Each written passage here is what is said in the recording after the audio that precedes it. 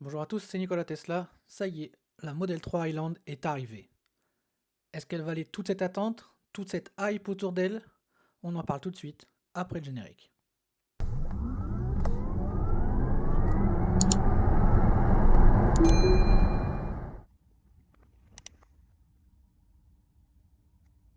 Alors ça fait un moment qu'on attendait cette nouvelle Model 3 Highland, mais quelles sont vraiment les nouveautés?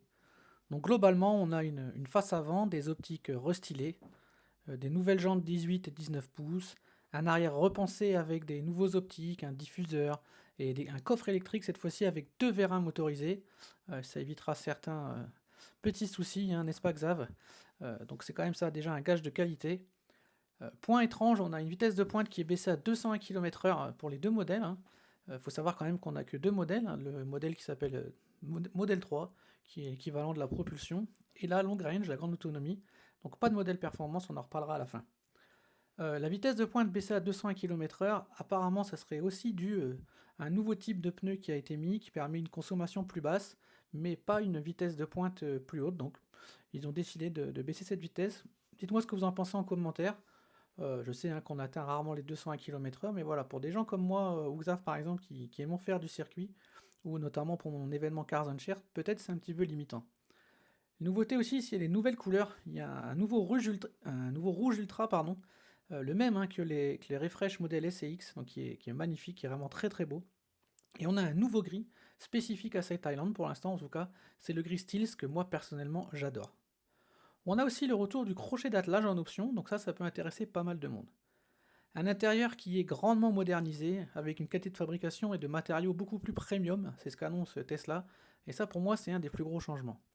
Il y a une barre LED hein, qui fait le tour de tout l'habitacle, même à l'arrière.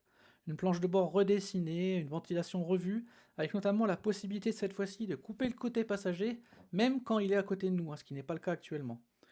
On a un nouveau volant sans commodo, hein, c'est lui qui va, je pense, le plus diviser. Tout se passe désormais avec les boutons capacitifs sur le volant. Donc vraiment à voir avec l'utilisation, hein. Personnellement, j'avais essayé sur la Model S et j'avais pas essayé très longtemps, mais j'avais pas réussi à m'accoutumer au bouton des clignotants, notamment au niveau des ronds-points, c'était un peu particulier, donc à voir si avec le temps on y arrive. On a la même taille d'écran, par contre celui-ci est plus brillant, il a des bords plus fins, ce qui fait qu'on a une diagonale qui est un tout petit peu plus grande.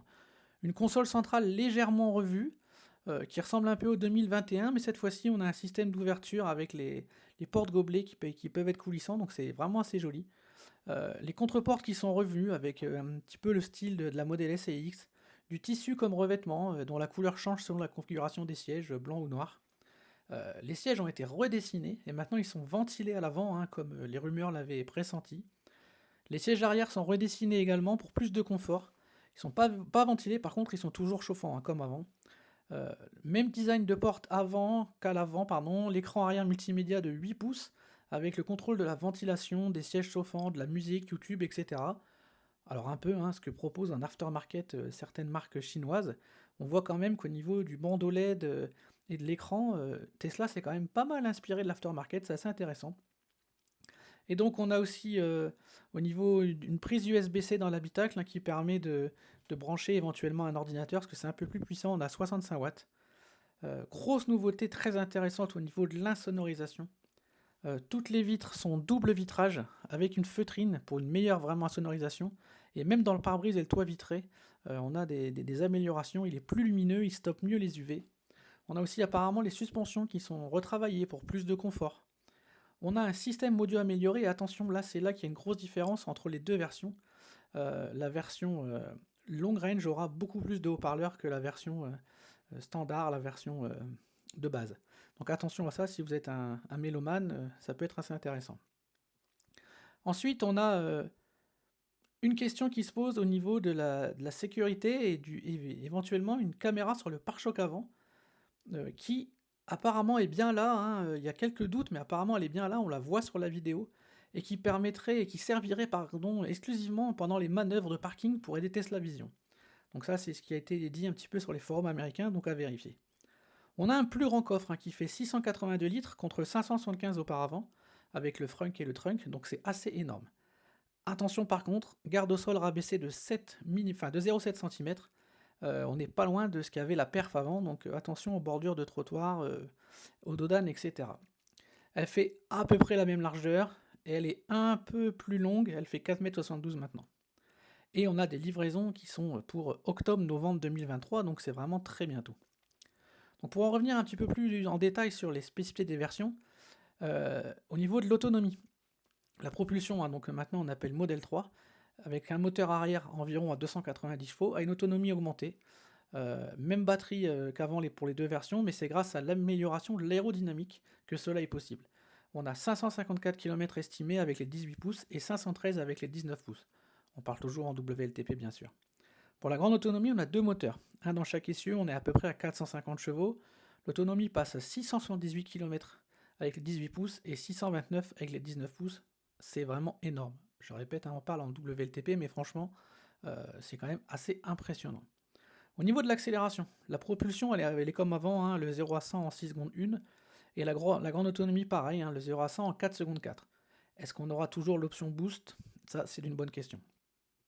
La grosse différence, comme je disais tout à l'heure, hein, c'est au niveau du système audio. Pour la propulsion, on a 9 haut-parleurs et un subwoofer, et la grande autonomie, elle, aura 17 haut-parleurs et 2 subwoofers. Donc il y a quand même une vraie différence au niveau du son, à voir un peu ce que ça va donner en réalité au niveau du rendu sonore. Au niveau du prix, la propulsion démarre à partir de 42 990 €, bonus non déduit, hein, ce qui le ramène sans option, euh, sachant qu'il n'y a pas beaucoup d'options, hein, à part les jantes, la couleur, etc., à 37 990 € bonus déduit, ce qui est quand même un placement extraordinairement bas. La grande autonomie, elle est à partir de 50 990 €, et bien sûr, hein, pas de bonus sur cette version. Donc les prix ont pris à peu près 1000 €, enfin même tout pile 1000 €, malgré toutes les nouveautés.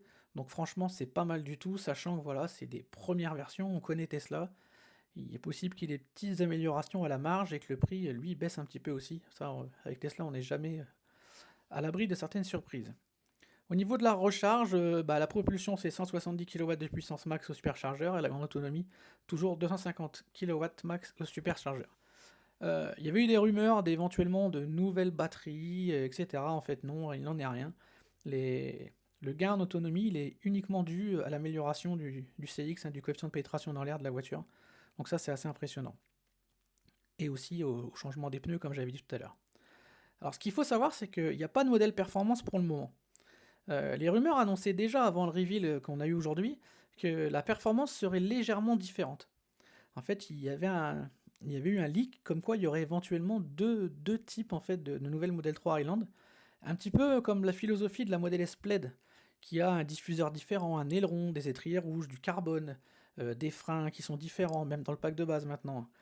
Et tout ça, donc la possibilité aussi éventuellement d'avoir un track pack et des performances bien sûr plus élevées. Donc peut-être que ce modèle pourrait arriver plus tard et qu'il n'est pas encore prêt. Il n'y a rien de sûr, mais ça me paraît quand même étonnant que Tesla lâche cette partie de sa clientèle. Donc franchement, à voir.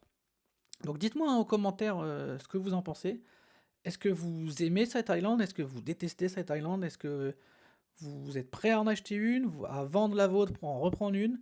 Est-ce que du coup vous allez vous dire bah super parce que les occasions vont baisser et moi je suis intéressé plutôt par l'autre modèle parce que moi le volant sans Komodo c'est hors de question. Franchement, dites-moi, ça m'intéresse vraiment. Dites-moi en commentaire et puis bah moi je vous dis à très bientôt.